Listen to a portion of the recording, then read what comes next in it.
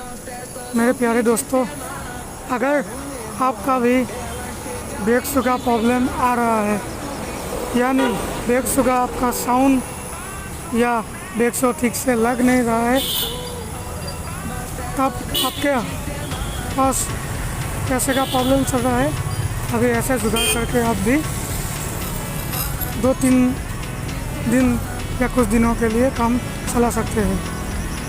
ये देखिए, फ्लेक्सिबल लेके ऐसे करके डबल क्रॉस गार्ड बना दीजिए।